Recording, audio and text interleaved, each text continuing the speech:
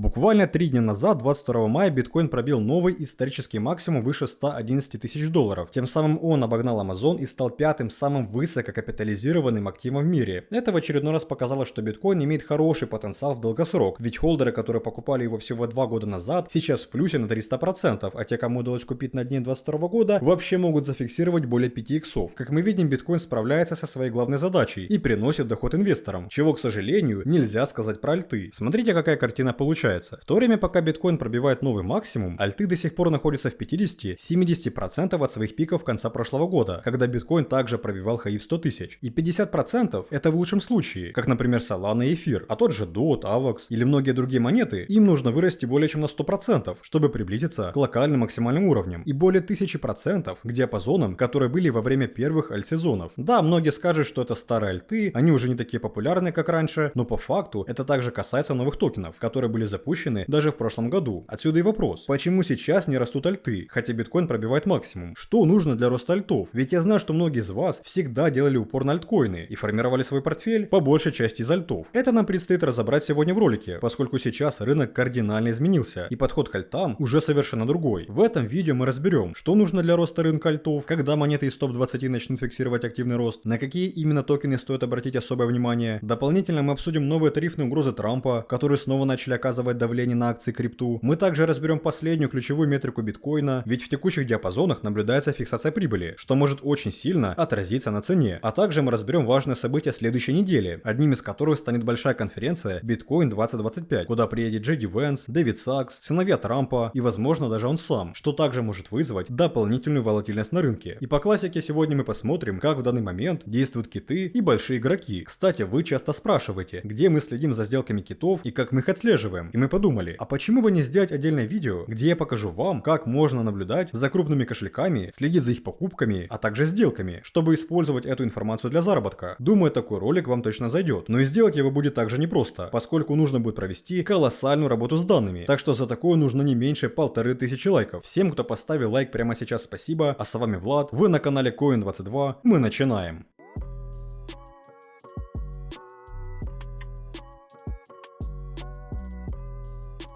Итак, друзья, перед тем, как понять, почему альты не растут, а биткоин растет, сперва нужно разобрать причины роста самого биткоина, которые в первую очередь связаны с притоком капитала от фондов. Об этом мы, конечно же, заранее писали в нашем телеграм-канале. И еще до того, как биткоин пробил новый максимум, наши редакторы ежедневно сообщали о притоке капитала в ETF. Также те самые сделки китов, о которых я говорил в начале, мы оперативно публикуем в телеграм, чтобы вы всегда были в курсе, как действуют крупные игроки. Так что обязательно подпишитесь, получайте самые свежие новости, и как бонус вы узнаете, какие 3 монеты сейчас в тренде на крипторынке. Как вы уже догадались, причины роста биткоина с начала месяца связаны с большими покупками фондов. Смотрите на данные. За май в биткоин ETF было инвестировано 5,3 миллиарда долларов. Плюс к этому в апреле также наблюдался хороший приток, почти 3 миллиарда долларов. А поскольку ETF устроены таким образом, что фонды покупают биткоин во время притока капитала, это создало дефицит почти 8 миллиардов долларов, тем самым вызвало рост цены. Также активным накоплением продолжает заниматься Saylor, который, как всегда в понедельник, купил на 764 миллиона долларов. Рост спроса спровоцировал рост цены, вот мы и пробили новый максимум. Казалось бы, рынок должен быть перегрет, толпы розничных инвесторов должны нестись за прибылью, но нет, все совсем не так, как кажется на первый взгляд. По данным Bloomberg, который приводит Мэтт Сигал из фонда VanEck, в апреле количество загрузок криптоприложений в App Store и Google Play упало на 14% по сравнению с прошлым годом. Binance минус 29%, Crypto.com минус 41%, даже Coinbase просела на 16%. Иными словами, обычные пользователи не побежали массово в крипту, они этот рост, похоже, просто проспали. Аналитики с фонда VanEck считают, что часть розничных инвесторов, если участвовали, то делали это через фондовый рынок, например, через акции майнинговых компаний, которые начали отыгрывать на росте биткоина. Но это еще не все. Смотрите, по данным Google Trends, 20 мая, буквально за пару дней до того, как биткоин пробил новый максимум, уровень поисковых запросов по слову биткоин был на уровне всего 25%. То есть никакого настоящего хайпа и никакого массового интереса, как это обычно бывает на пиках. А теперь самое интересное. В то время как розница стоит в сторонке, институционалы активно заходят. По словам аналитика Bloomberg Эрика Балчунаса, масса, в биткоин ETF продолжается уверенный приток средств. Ясный сигнал. Именно фонды тащат цену вверх. Аналитик из CryptoQuant говорит, что спекулятивная активность довольно умеренная. Ставки по фьючерсам выросли, но все еще далеки от уровней, на которых рынок торговался в марте-ноябре прошлого года. Открытый интерес и ликвидность тоже не указывают на перегрев. Монеты, которые переходят из руки в руки в течение недели-двух, так называемая горячая торговля, почти не активизировалась, зато старые холдеры, те, кто давно не трогает свои биткоины, продолжают держать, как будто бы ничего не произошло. Рынок не перегрет, паники нет, спекулятивный накал минимальный, а значит розничный ажиотаж еще не наступил. С одной стороны это хорошо, ведь у многих еще есть возможность закупиться и ждать рост, а с другой стороны нужно понимать, что альткоины будут продолжать отставать от биткоина, пока интерес розничных инвесторов остается низким. Таким образом, отвечая на вопрос, почему альты не растут, я могу ответить, что это в первую очередь связано с низким притоком капитала в различные монеты. К примеру, взять тот же эфир, на него также есть ETF, вот только за целый месяц он получил всего 287 миллионов долларов и до сих пор только восстанавливается после оттока в размере 400 миллионов долларов. С другими альтами ситуация сложнее, так как на них нет ETF и прямого доступа для фондов также пока еще нет. Но если говорить о том, какие монеты начнут расти, когда капитал плавно начнет перетекать в альткоины, то в первую очередь это будет тот самый эфир. Большие игроки всегда будут искать более доходные активы. Да, сейчас они покупают биткоин, ведь он более надежный, менее волатильный, долгое время находится на рынке и доказал, что может стать полноценным цифровым золотом. Но когда его доходность снижается, а это как правило происходит на локальных максимальных уровнях, начинается фаза консолидации и капитал переливается в альты. И в данном случае также нужно понимать, что крупные фонды делают ставку на фундаментал, а именно эфир, Solana, XRP, токен SUI, который сотрудничает с криптокомпанией Трампа, Chainlink, он вообще выступает главным проводником в токенизацию. Еще я бы отметил Ondo, проект, который работает с компанией президента США, а также монета INA, имеющая таких крупных партнеров, как фонд BlackRock и Fidelity. Тем не менее, в ближайшее время мы снимем отдельный топ монет, где освежим этот список. Так что, если вам интересно, обязательно пишите в комментариях «Хочу новый топ альтов», и мы его сделаем. Но несмотря на то, что многие монеты не полетели пробивать свои хаи как биткоин, в середине недели они все равно зафиксировали небольшой скачок, которого хватило, чтобы получить хороший профит участникам нашей подписки Coin22 Pro. Команда аналитиков Pro вовремя предоставила точки входа в лонг по токену AVI, мы заработали на росте SUI, закрыв лонги на локальном максимуме, а еще мы успели заработать на развороте цены TAO, поскольку у нас заранее были открыты шорты около слабой поддержки $460. И это все только благодаря активному движению рынка, а также профессиональному анализу. Причем зарабатывать таким образом может каждый из вас, даже если вы новичок. Ведь у нас есть поддержка 24/7, сопровождение на всех этапах и, что самое главное, пошаговое обучение с практикой. Поэтому если сейчас вы не знаете, какие сделки открывать, что покупать в долгосрок и где фиксировать профит, не упускайте эту отличную возможность для трейдинга, а присоединяйтесь к Pro уже сегодня, получите обучение и первую прибыльную сделку. А мы тем временем разберем, насколько серьезными являются угрозы Трампа по поводу новых тарифов.